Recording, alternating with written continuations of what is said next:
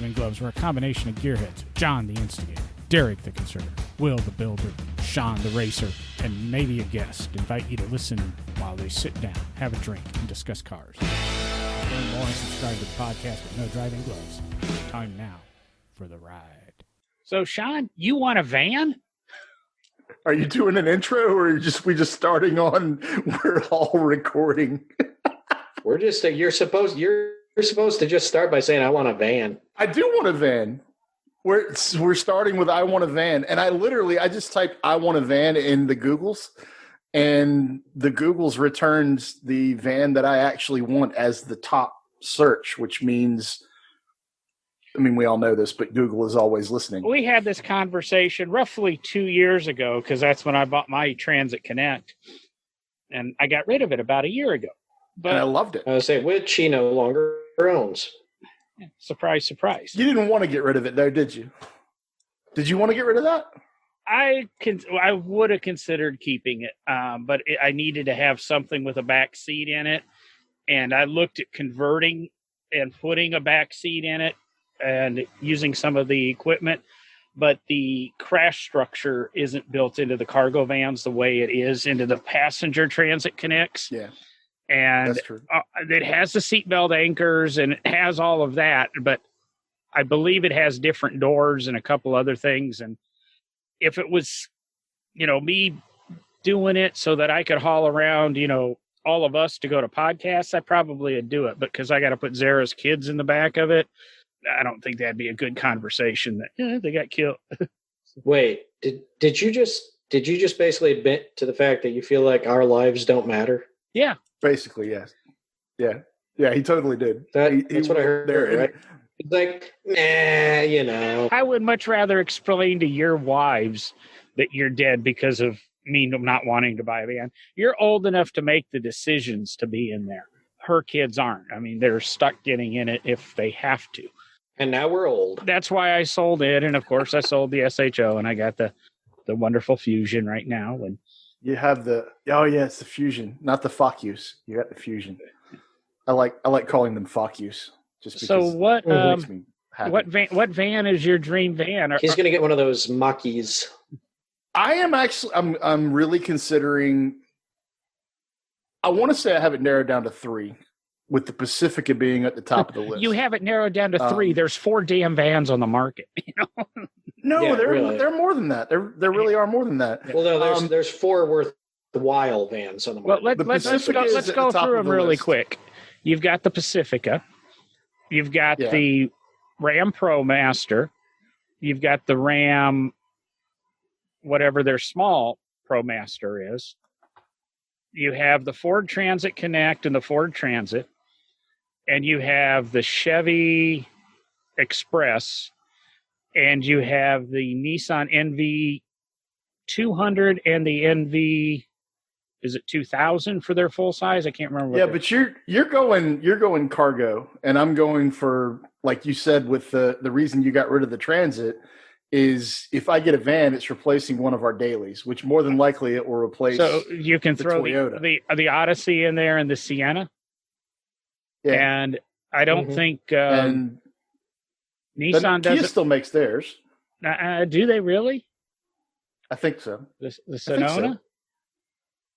I think so. But it's not in my top 3. See if you can guess what my top 3 is, or the 3 that I'm considering. Well, I'm gonna guess Pacifica. Well, I already said that. That's easy. It's just a freebie. And the Sienna's got to be in there because it's expensive. The Sienna's not in there. The Sienna's actually not in there. Yeah, there's a 2020 Sedona. Is it a Metris? Yes, it is. The Metris in there? Yep. How'd I know? That's number 2. That's 2 of them. So are you keeping it to the minivans? Sorry, I'm looking at all the vans on the market right now. I would have to probably throw out the Honda Odyssey because of your affection for the one the Honda plant built. I like the Honda Odyssey, but here's the problem with the Odyssey, and this is going to say a lot about me. It's too damn expensive. Like even the pre-owned ones are. They literally hold value better than like a Gullwing Mercedes. They're crazy. Like But wait, the mattress, how much is that? Is the mattress cheaper? You can get a pre-owned mattress for backside of $20,000, dude.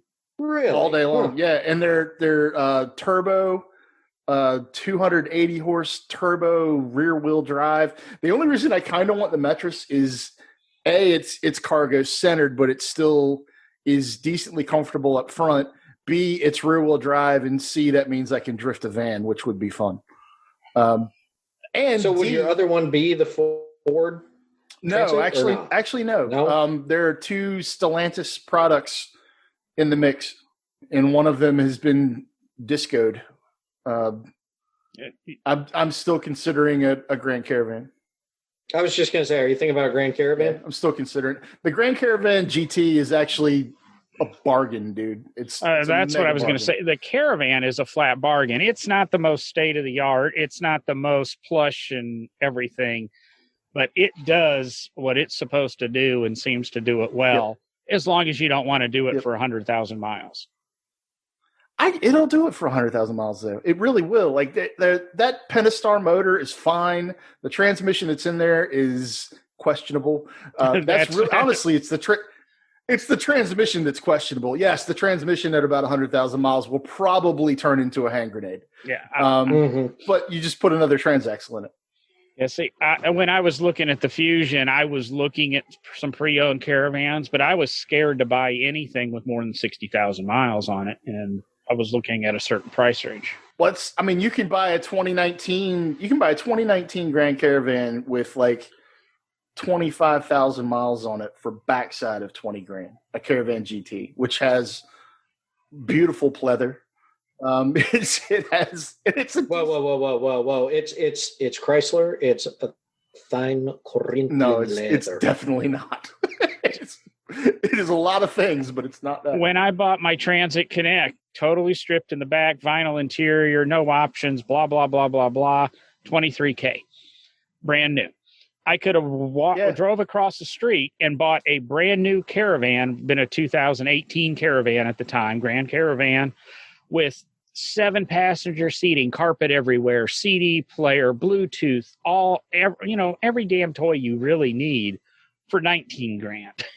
It was, and if I would have done that, I wouldn't have a Fusion. I'd still be driving a Grand Caravan. But I'm shocked that you actually didn't end up going and buying a Grand Caravan instead of the Fusion, to be honest. The thing about the Chrysler stuff, and I know that journalists and folks that review cars have been harping about this for forever, for decades now. Stow and go seating for all rows is the most convenient accessory that you could ever possibly have in a people carrier / cargo carrier style vehicle. Not having to take 500-pound seats out of a van and put them wherever when you don't want them inside the van, when you actually want to haul some stuff in it, it's akin to cooled seating. It's that good of an option. I don't understand why anyone buys a minivan that doesn't have stow and go. I don't understand how, like, the front row seats that just kind of fold in half but don't go into the floor in some of the vans that are out there. Why does anyone ever buy that? You know what I don't understand is why, like, stow and go was around in the 20s. I don't know why it went away. Yeah, it's 7-passenger touring cars had the extra seats that folded into the floor or into the back of the front seat. Like, why did it go away? It was genius. I think in some of the vans that have it, you've got to put the fuel tank somewhere. You got to do all this stuff that's under the vehicle. Chrysler somehow has it figured out, does a great job stowing and going all of it. But it's kind of like, if I could buy a Transit Connect that's sat 5 and be still the long wheelbase, there is actually a version supposedly that's 5-passenger work van. I think the reason most people who buy a minivan don't need that third row, and then they can stow it out of the way and it's there in case grandma and grandpa come and they want to go to Olive Garden. The necessity of having 8 foot of cargo for most people doesn't come into play that often. And I think that's probably where the manufacturer's thinking, and that's what people are thinking when they buy it. I totally agree with you, Sean. Is Stow and Go's great. I was going to say, I need to hook you up with a friend of mine. Talk to me after the show, who has owned a caravan for years, and they just recently got rid of the caravan for a Pacifica. And right. You could talk to them and find out which van would they prefer to have still. Now, granted, they're a family of 4 and things like that, but I think the Pacifica is a gorgeous van, especially when you do a little bit of modification to it. But I think in all practicality, the caravan, even more so than even the Transit Connect, is probably, there's a reason that van is virtually unchanged from what came out in 1984, because it does everything good and they got it right the first time around. Pacifica and the Grand Caravan will both haul what I truly need it to haul. I mean, the main reason for us looking at these is Nemesis is growing, and I need to haul simulators around. I need to be able to get them to clients. I need to be able to get them to shows. I need to be able to get them out and actually, show them off at experiential events and stuff like that. And I can actually put a fully built Nemesis Lab simulator into the back of a Grand Caravan and a Pacifica. And the only thing that I have to do is if it's a fixed back bucket that's in the chassis, I have to unbolt the seat, which is 4 bolts because of the height. The Grand Caravan is about 1.5 inches taller cargo opening in the hatch area than the Pacifica, but it's still not quite tall enough to get a fixed back bucket through the door that's bolted down in our chassis. And then, like, the other reason to look at the Mercedes is literally no issues with any clearance at all. It's definitely more of a cargo van. And the rear-wheel drive is kind of appealing. And if that Mercedes driveline in the Metris, I've read a lot of things about it, and it's pretty bulletproof. It sounds pretty bulletproof. And it's a minivan with paddle shifters. Why does that appeal to me? Because I'm a child. That's think you can get both the Pacifica and the Caravan with paddle shifters. I don't know. Can you? I didn't know. Everything comes with paddle shifters. I haven't been van shopping, so I don't know. I spent not a tremendous amount of time, but I spent some time driving a Metris earlier this year. It was a cargo, and it had one of the headache walls in it, so. It was a little stripped down.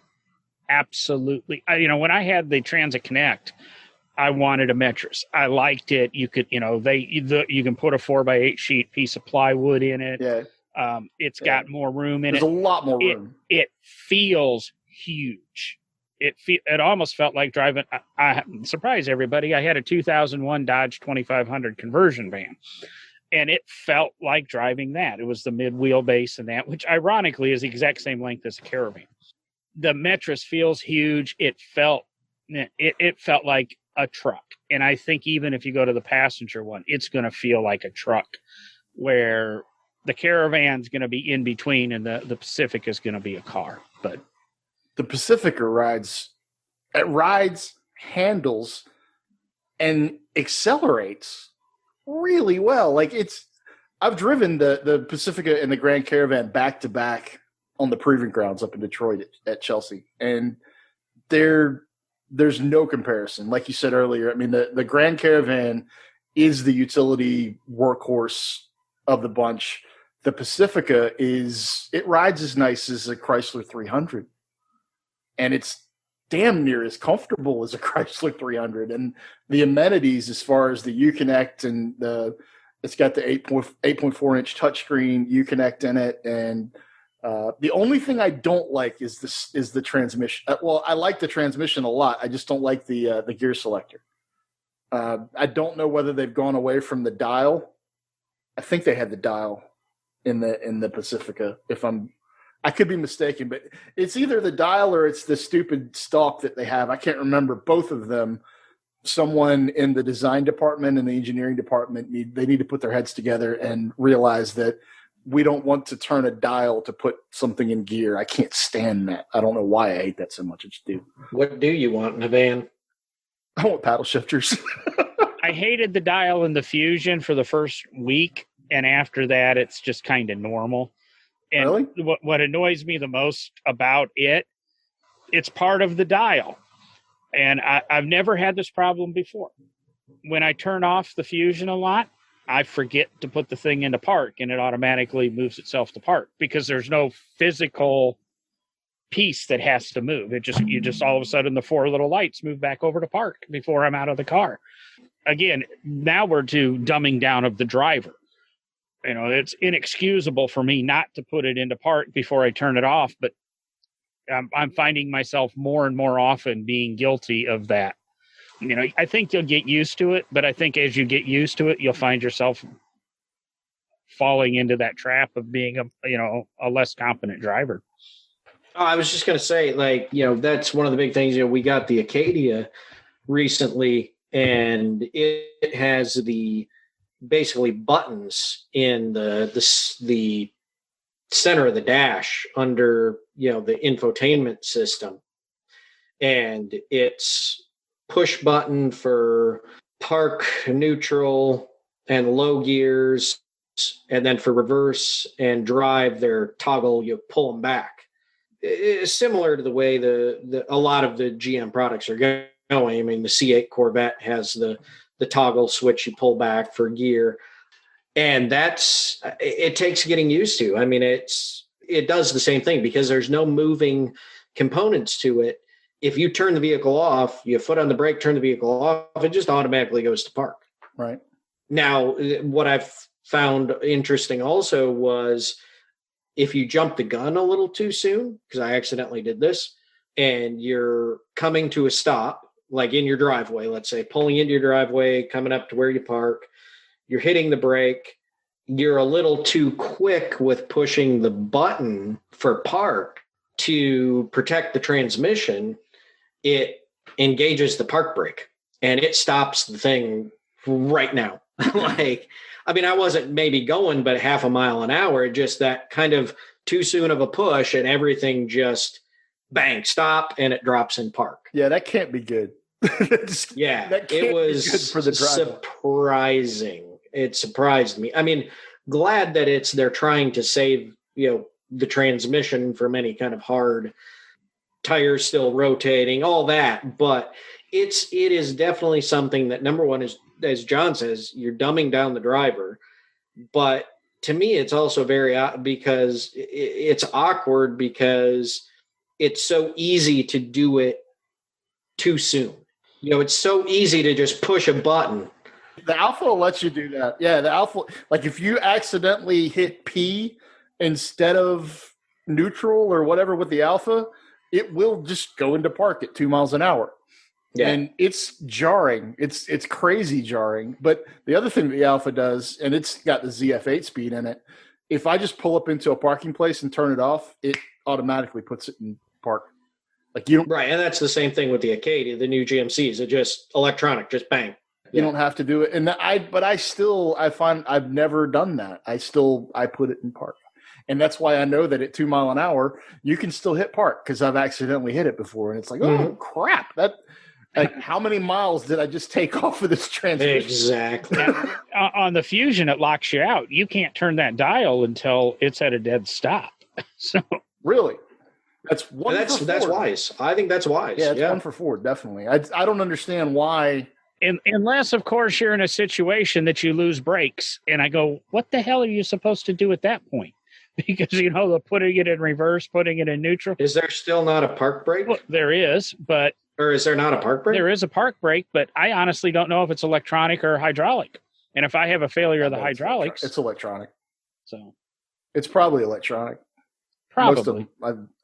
Yeah, it's probably electronic. It's really weird that a car that was built in the 2000s would allow you to go into park with any type of forward or rearward momentum.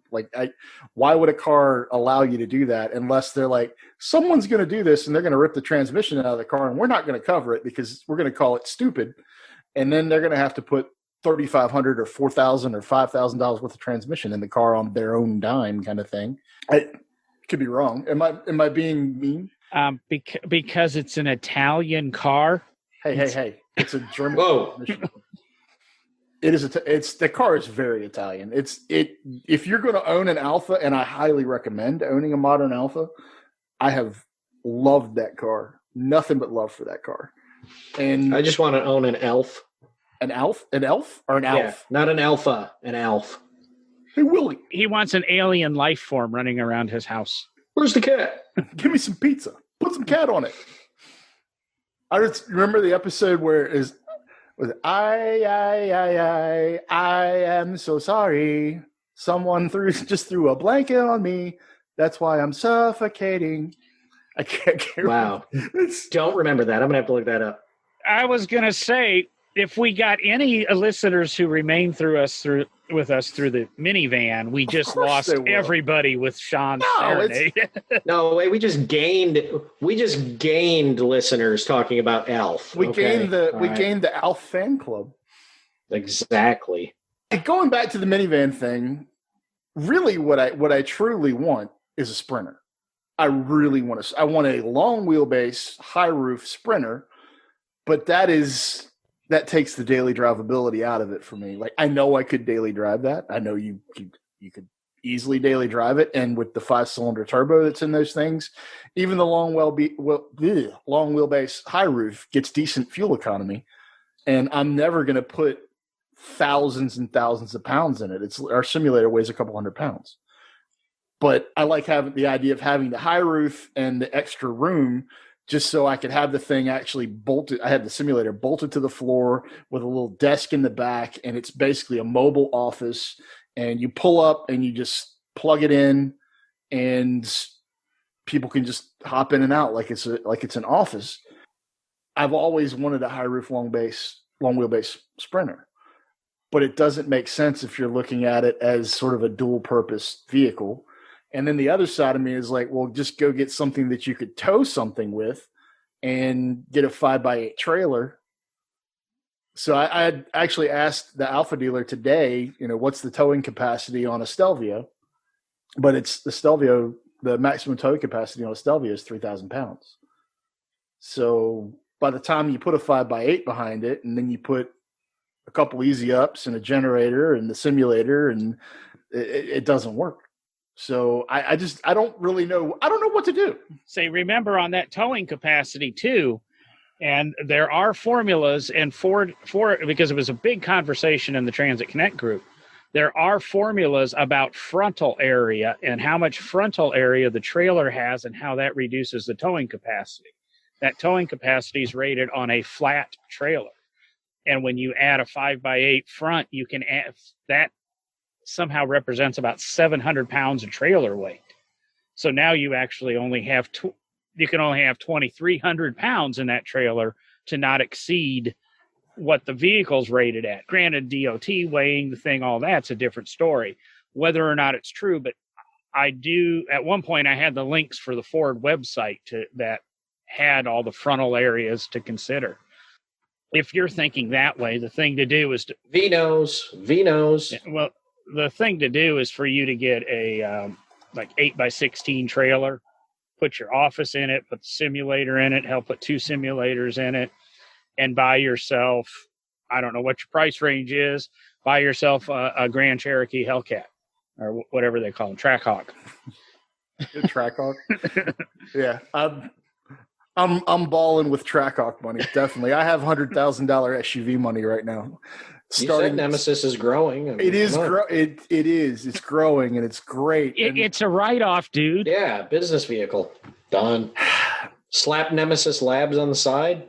Done. This is literally like how keep on selling me stuff until it's free kind of situation. Like, how deep is the discount? Well, the more you buy, the cheaper it is. Well, keep on selling it to me until it's free. I need the free trail or Trackhawk. That's what I'm looking for. There you go. How long can I finance a Trackhawk? Like, could I get it on a boat loan? You can probably get it for 8. You can get 8 years on it, I'm sure. That's not enough. You're only paying off $12,500 a year. It'd be $1,000. That's not long enough. Interest. That's not long enough at all. I need about a 26-year loan or so. That would start to make sense. Well, if you got it for 9 year, 96 months, or 10 years, 120 months at 0%. Oh, at 0%, then it starts. Oh yeah, those 0% loans. Yeah, those are easy to find. Because especially the 10-year 0% auto loans. Yeah, they're all over the place. Mm-hmm. Those are given exclusively to people with 1,400 plus credit scores. No, I don't really know what I'm going to do. It's probably going to end up being a Pacifica just because it makes the most sense as the dual purpose. The Grand Caravan, it's a workhorse. I get it. But the other side of the Grand Caravan is just like you said, John, I'm going to be putting a lot of miles on this vehicle, and that transaxle is not going to last. Grand Caravans have proven anything. Well, you buy the extended warranty for an extra $1,000. I mean, you're going to buy the Grand Caravan for $10,000 less than the Pacifica, aren't you? Well, I don't know. No. I mean, the Grand Caravans that I've seen that I'd be interested in are anywhere from about 16 to 20. And the Pacificas are anywhere from about 19 to 25. But I'm looking at pre-owned stuff. I'm not looking at brand new.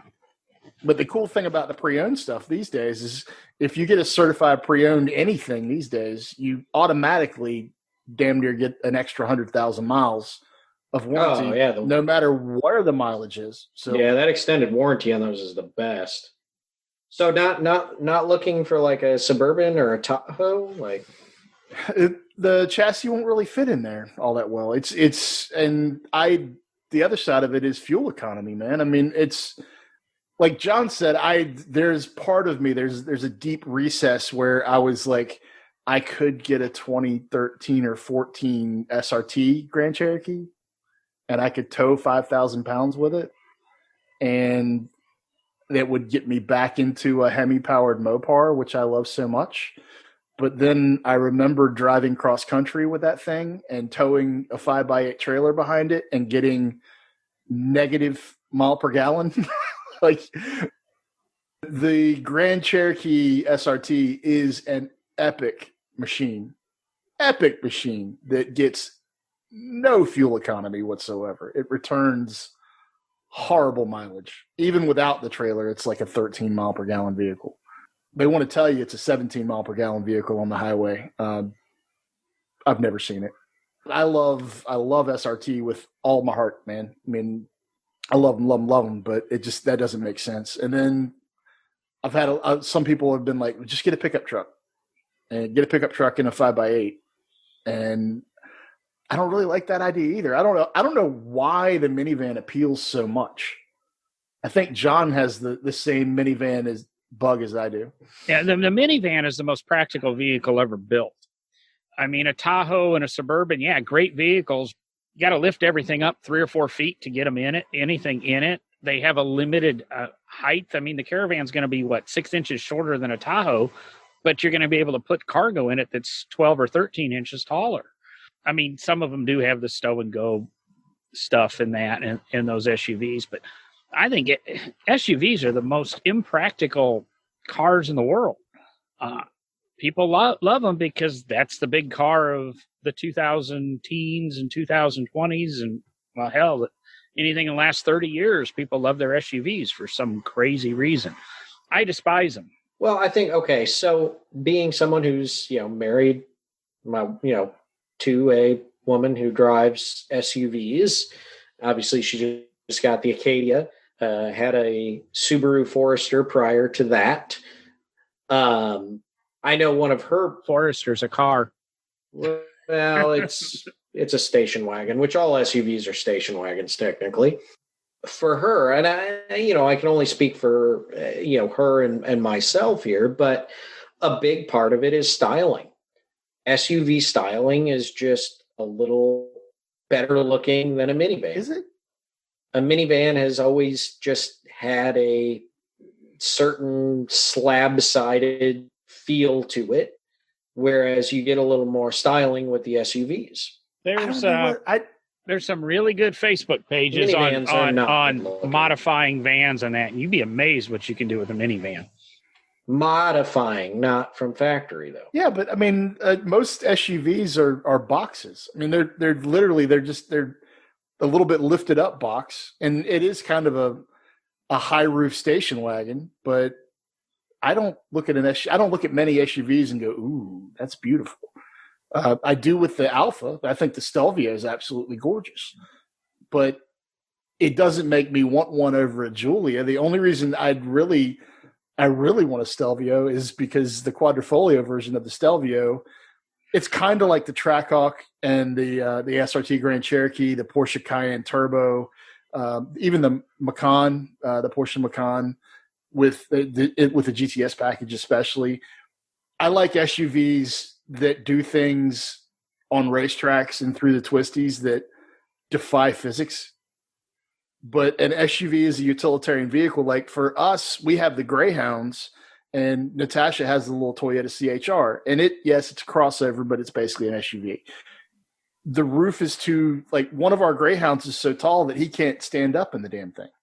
And they're Greyhounds. I mean, he's a big dog for a Greyhound, but he's not by any means the biggest dog that you could ever have.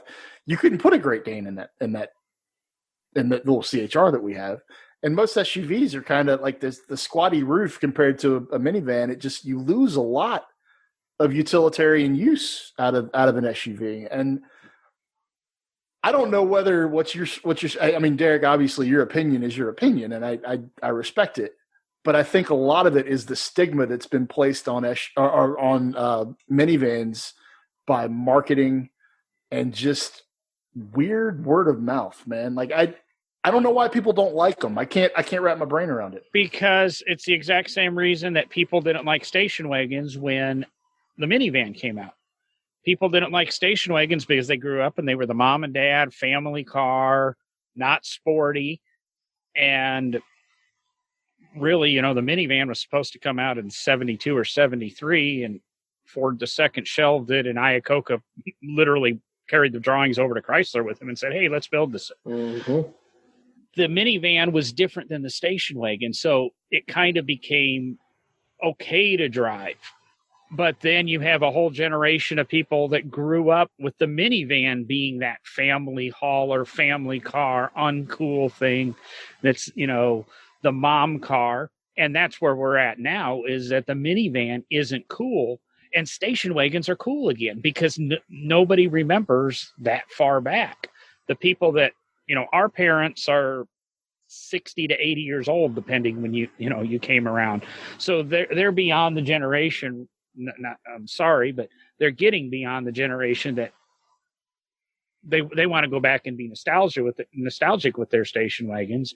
We think they're cool because we didn't grow up with them as a family car, and we grew up with the minivan as the family car.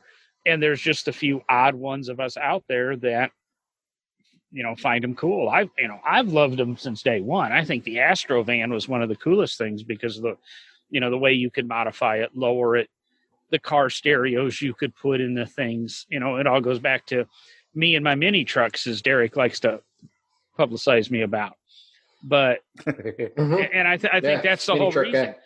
We're moving mini truck guy, minivan guy. That's all he is. We're going to move to SUVs are going to be uncool, and I'm guessing in a decade to 2 decades from now, because that's going to be what everybody grew up with. The only reason they might stick around is I don't know whether that's true. Well, the only reason they might stick around is the manufacturers aren't building any damn thing else. I mean, everybody's going to trucks. That's true. That is true. There is no car choices anymore. You have to drive this SUV because a car is so unsafe because it's so low. So now you've got Toyota. You've got to move yourself up to some sort of SUV. I mean, well, the car's only unsafe because everyone's buying SUVs even when they don't need them. Oh yeah.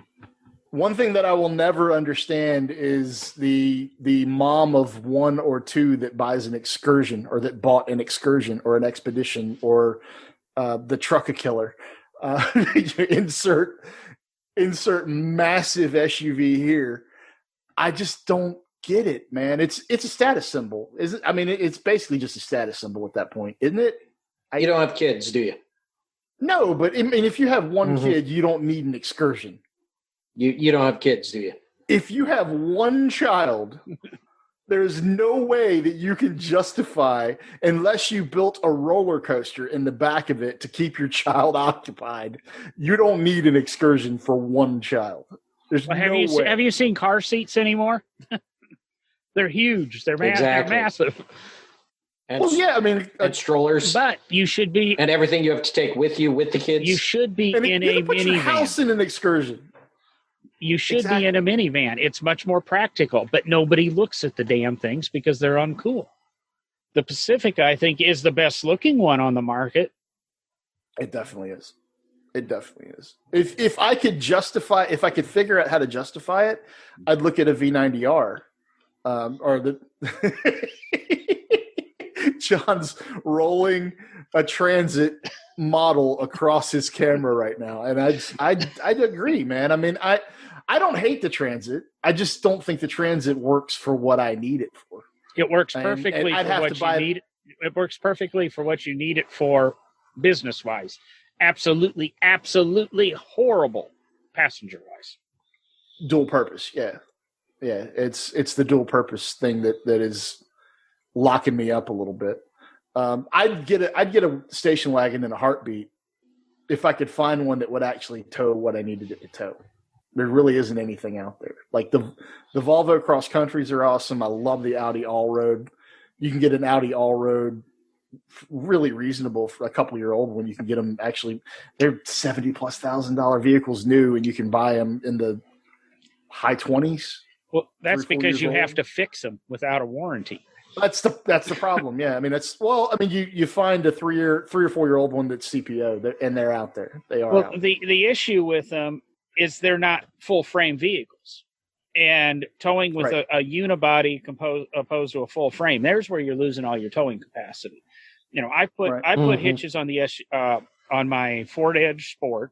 I put a hitch on my SHO. I've got a hitch on the Fusion, and it's amazing, the sounds and the creaks and the groans, and and I'm using a 5x8 open trailer with most of these vehicles.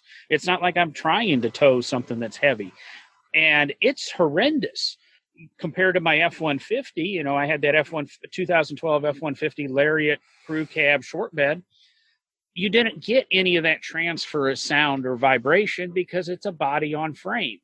And the frame is what I think gives you the towing capacity. And that's why no station wagon has any sort of towing capacity now.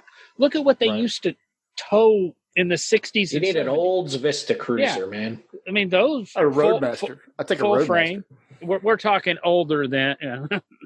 Yeah, but John, I mean, even look, what you're saying, full frame vehicles, and I mean, look at the crazy stuff that was done back in like the late 60s, early 70s, into the mid 70s with some of those full frame cars. I mean, there were packages where you could basically get roof rails that had a fifth wheel ball on them, and you could hook a fifth wheel trailer that was custom made to clear a 70s a car. There's actually one of those for sale somewhere. The 1970s era car that can pull a fifth wheel RV trailer. And that is a full frame vehicle. We're recording this the October 7th. So if anybody's listening and they want to go back and dig, probably last week of September or so, there was one for sale, like an old Caprice sedan that had the fifth wheel that hooked to the roof. I know we've all seen the Volkswagen Beetle one that hooked to the roof, and then the Beetle can do donuts under the trailer and things like that. That trailer's actually made of balsa wood, though. For the one that's on the Beetle, like you couldn't tow much with a Beetle. I'm up in the air, man. I mean, it's if I had to make the decision tomorrow, it would probably have to be the Pacifica. Probably have to be, just because of the stow and go, because of needing the room for the dogs, and knowing that here in the next month or two, we're probably going to have another greyhound or two in the house, because my wife's dogological clock is ticking, and when that starts happening, we end up with more dogs. You need a small dog. I've got one we'd love to pass on. You need a Chihuahua. A small dog in our house with the two greyhounds that we have right now would literally be a self-driving toy for the dogs. Like, wouldn't end well, I don't think. We have 4 cats that they don't care about, but small dogs, for whatever reason, activates their prey drive immediately. Like when they see a small dog outside the fence, they lose their mind. Time for a Chihuahua. Yeah, I would not want a Chihuahua in the house. I think it would. The cleanup on aisle 4 would be ugly. I think you'll end up with the Well, you're looking used, but because I'm thinking if you look kind of new, some of the new Caravans have massive incentives on. And we joked about the 0% financing. I think you could even get that on some of the new Caravans. So, yeah, there are actually some pretty good deals on interest right now. We were really thinking about getting rid of the Giulia. I was thinking about trading the Giulia on one. And then a couple of weeks ago, I was like, why get rid of the Giulia? Both of us absolutely love it. So we'll probably trade her CHR. And yesterday I went online just to see what kind of prices that CHRs or like pre-owned CHRs are bringing. Those little cars are holding their value, man. What I saw on autotradercars.com, I looked at Kelly. I looked at they're like, I don't understand why a Toyota CHR is holding its value the way it is, but they seem to be holding their value really well. So I'm kind of stoked on that. Because it's a Toyota. Is that all it is? Yep. The only bad thing about that I really like it, and she loves the CHR. The only bad thing that either of us, well, it's not really bad. It's just weird, and it's got a CVT in it, and because of that CVT, you can't tow anything with, or you're not supposed to tow anything with it. If it had a regular, normal clutch and gear automatic in it, then we might just get a trailer for it, and I'd keep it because it gets amazing fuel economy. It's decently comfortable.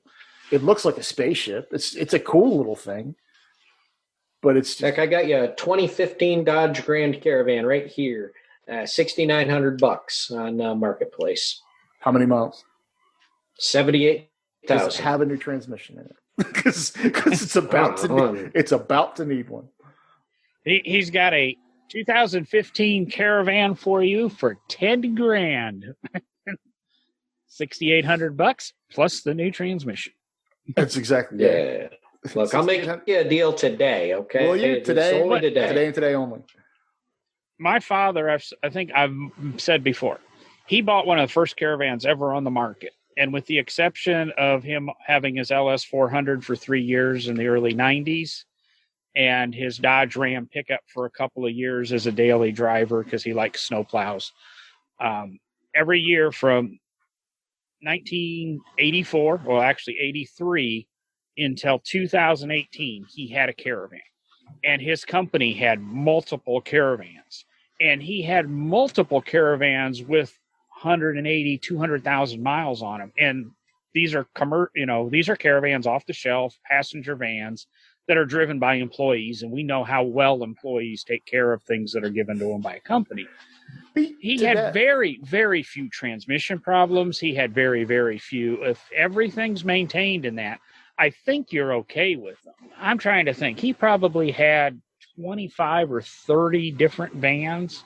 I want to say none of them ever really needed a transmission replacement. I wasn't involved every single day in that. They survived and they lasted, and they have the bad reputation of the transmissions going out. But why, out of the number he had, he should have got a bad one. So is it just that everybody makes too much noise about the bad transmissions in that? I talked him into moving over to an Odyssey the last time, and he got an Odyssey this last time. He's had an Odyssey for a couple of years, but when it comes to the Chrysler products over the last 20 years, they've gotten a lot better over the last 4 or 5. They really have. But I hope so. They have. I've got to see it firsthand. I've just never been a fan of Chrysler. Like, I've owned a few and just was not impressed with their quality. And I don't know. That's just me. It's gone way up, dude. It's gone way, way up. But through my wife, who, was taking care of literally thousands of rental vehicles from a service and maintenance capacity for 20 years. I did get to hear a lot about. Got another Chrysler in the shop with a transmission gone. Got another this. It literally, and it was constant. It was. I can remember her coming home just all the time, going another Chrysler down, got another Chrysler down, got another Dodge down, got another Dodge down, and she's been gone from that job for 3 years now. So she kind of left right when they started getting their act together. Which, with the Fiat Chrysler thing and now with the Stellantis thing, Fiat Chrysler, when Fiat came on board, we saw a big increase in quality. John's just sitting there playing with his little Transit model. The door's open. He's like he's a 5-year-old kid.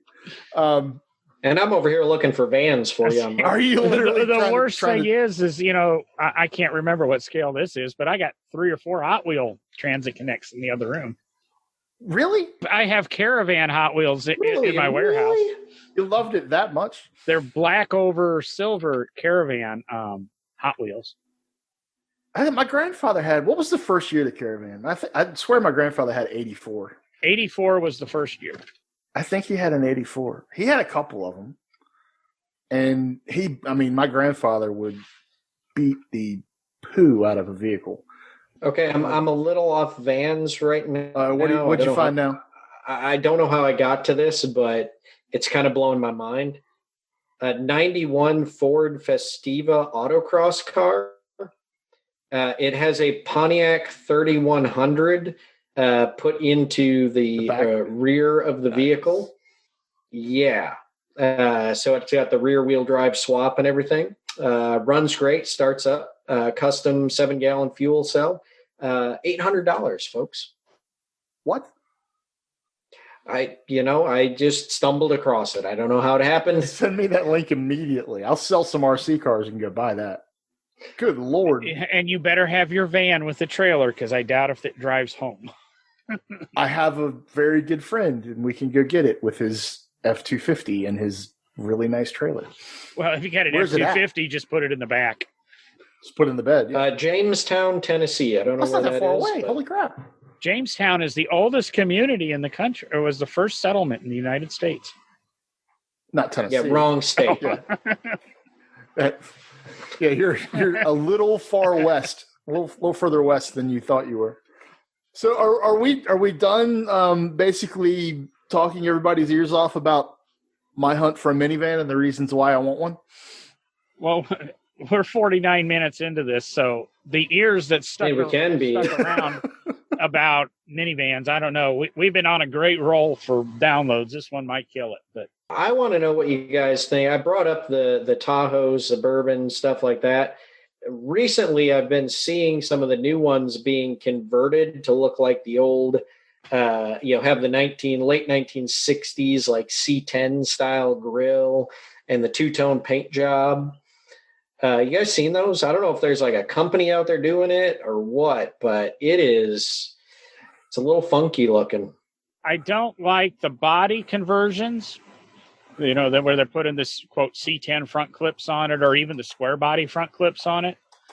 I liked a year or two ago when you took a current model Chevy pickup and they did the two-tone paint job. Oh, the two-tone split, yeah. That was cool for a while because it was different. Now that everybody's doing it, it's I would rather not see another. Did you guys all see the it's like Samsung Samsung or something like that? Hold on, we got to talk about this. You're losing me. Okay. So if we're going to be talking about these, these vehicles, have you? It's Songsan, Songsan, Songsan Motors, out of China. And the SS Dolphin, the electric car. Have you seen this thing? SS Dolphin. Songsan SS Dolphin. I'll share the screen. Here, I'll share it like this. The 160,000. What? Look familiar? The wheel covers make it look like a slot car. Like a 64 scale slot car. which would be fully electric in most cases. That is true. If you guys don't send me these pictures, I can't put them on the Facebook or the Instagram for our listeners to enjoy, and they kind of tune out. Or the listeners could literally, if we go live on the video with video on Patreon. We don't do Patreon anymore. Could watch it. Yeah, but we could. It is buy us a coffee. What in the hell is that? No, buy us a coffee. What's that? I think we're about. You literally had a sock puppet ready? Was that gotta be ready? You gotta be ready. Oh, you have kids. Well, he's got to have his hands warm when he runs out to his Zamboni. It's true. It's all about the Zamboni. Exactly. I need to fire up Zamboni Simulator again and just try to not slit my throat getting to the next level. Actually, so big news on my end of things. All the building materials are being dropped off tomorrow for the barn. For your ice rink. Well, what I'm thinking is the barn goes up. I'm going to have smooth concrete in it. I'm probably going to need a Zamboni. I could retrofit it to have cleaning brushes instead of, I just drive a Zamboni around the shop cleaning the floor. I dare you. I absolutely dare you to do it. Actually, you need to just build the shop, and then as an extension off the back of it, you need to build just a half court, a half rink, hockey rink. Yeah, just get an ice rink, get a half size ice rink, half size Zamboni. Well, he's in northern Kentucky. He's going to have this smooth concrete floor. Whoa! What? You're in northern Kentucky. Where am I? Northern Kentucky. You're not on the south border. Southern Kentucky. I'm 2 miles from the border with Tennessee. Exactly. You're in literally drive 2 miles south. You're in northern Kentucky, and I'm in Tennessee. You're in northern Kentucky. You have so this smooth concrete. You could potentially flood it, keep it wet while you have a freezing night, and the whole barn would become a ice rink. You could, you could flash freeze it. We used to do that all the time to slide bikes across. Number one, I think John needs to work on his geography. Number two, there's very few nights that go below freezing where I am. Yeah, that's what they told me about Alabama, too. It doesn't get freezing down here all that often. You need to be out every night watering down the barn for when it does. Watering down the barn. I don't live in California. I don't need to water my buildings down. If the concrete goes below freezing, all you have to do is just take a bucket of water and just throw it. Mm-hmm. And it's this thin layer that won't go away, and it is amazing. And then you get your stainless steel scraper out, and you roll it up into a nice roll. Put some chocolate in there. Oh, sorry, we didn't do that, but you could do that. We literally just power slid bikes across it all night long because that's what we did when I was 12. If I do that, there's going to be a 1919 Chevy 490 doing donuts inside the building. Let's do that. Just sliding. I'll come to Kentucky for that. Let's do that. Well, to save the listeners, just go buy us a coffee. Oh, wait. I'm sorry. We're still recording? Holy crap. Just go buy us a coffee. Maybe next time we'll be a little bit more awake for this show. www.nodrivinggloves.com. That gets you just about anywhere. We did do a pod page, which is podpage.com, no driving gloves with a dash between no and a dash between driving. And that actually has a really nice map because I haven't moved it over to our webpage of all the places. Real easy. Well, no matter what podcatcher you use, click it and you can subscribe. Again, like us, subscribe, give, what do I want to say? Give us some feedback in Apple Podcasts, not on this episode, please. And I'm going to wind this one up and save everybody the pain. Buy me a latte with a double shot, please. I thought you wanted to buy you a van. I'll take that too. I'll take the coffee. You buy me a van, I'll buy Derek a coffee. How's that? Thank you for listening, and remember to look us up at nodrivinggloves.com. There you can find back episodes, links to products we recommend, and links to all of our social media. Be sure to tell a friend about us. No Driving Gloves is edited and produced by J. Lewis Productions.